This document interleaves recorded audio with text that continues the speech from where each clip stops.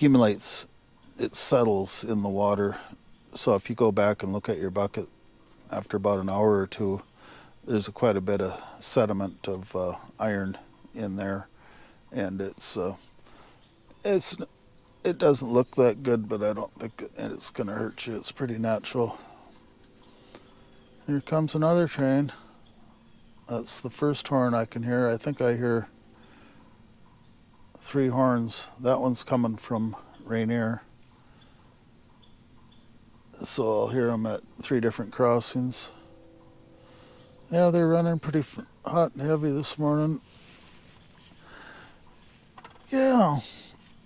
And I did go down last night and found the outhouse. I went past it at first. I went down quite a ways. Well, not quite a ways, but a ways farther than I needed. It's just a little tiny path, and I wasn't looking hard enough. So, and it's pretty nice. It's closer than I kind of was fearing.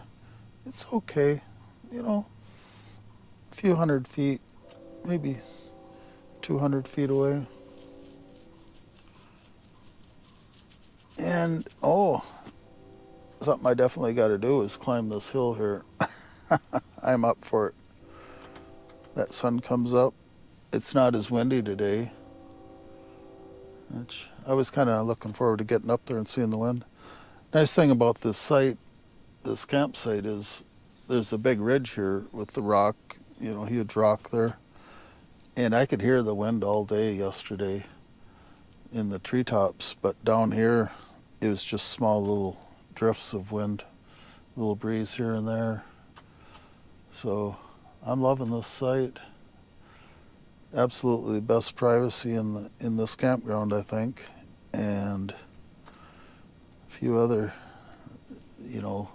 protection from the wind, and there's a few other things that make it nice. So I'm liking this site. And I'd give you a quick walk around outside. There might be some that aren't watching the whole series, so you need to be brought up to speed. Okay. Yeah, boy, they're running hot and heavy today.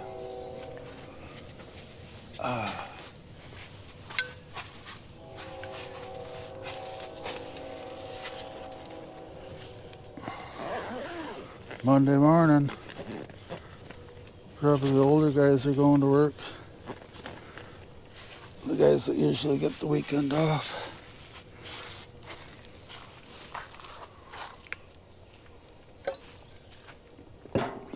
Yeah, maybe I can show you some of that.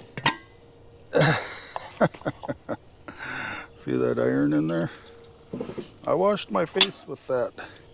But of course that's at the bottom. But it ain't too bad. I'm gonna go grab more of that. I'm gonna bring my shower bag down to the well, and that'll be my my dishwashing water. Although I'm getting to where I might want to go into some of my drinking water. That's all I've used, is what's gone out of that other water bag. And everything's good in here. There's my water bag there, my fishing stuff, extension cord. Oh, I locked it. See, if I got my remote close to the car, it'll let me unlock it. I just got a few things drying out. Yeah, they're done. And here's my minnows. Let's see what they look like. I put these in there in case a wily bear comes around looking.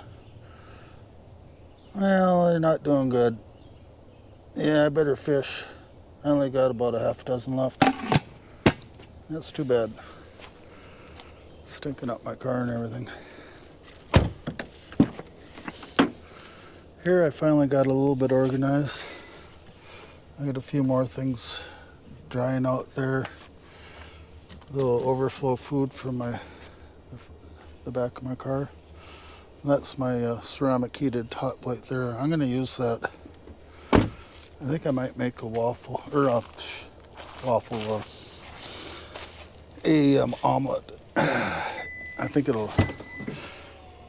make a good omelet. Nice even heat.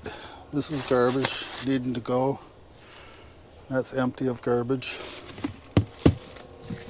And odds and ends, 3 degrees Fahrenheit.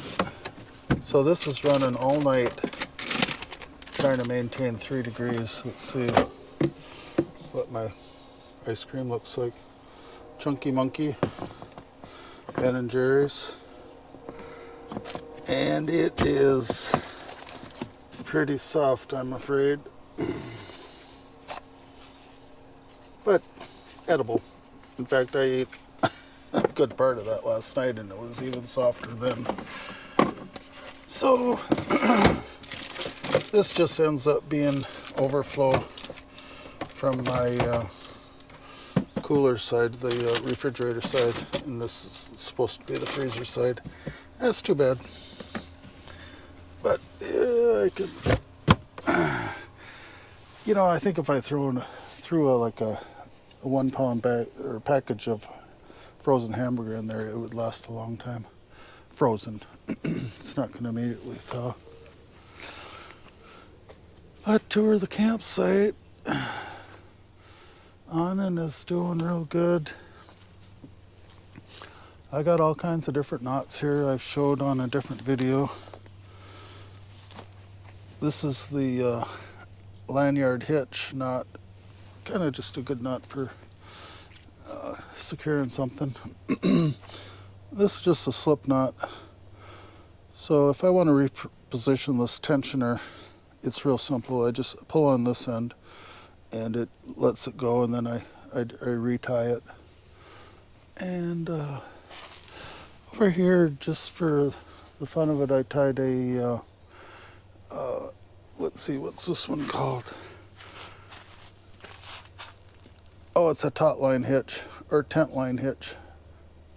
But it's pretty good, and it slips. I'll have to come back and tighten that. Well, I can just set you down here and tighten that back up. Yeah, that's kind of, I don't think I'd use them. They're a little bit too much work. A little bit too much work. So, but it's available there if I need to use it. And back here I've got one more different knot.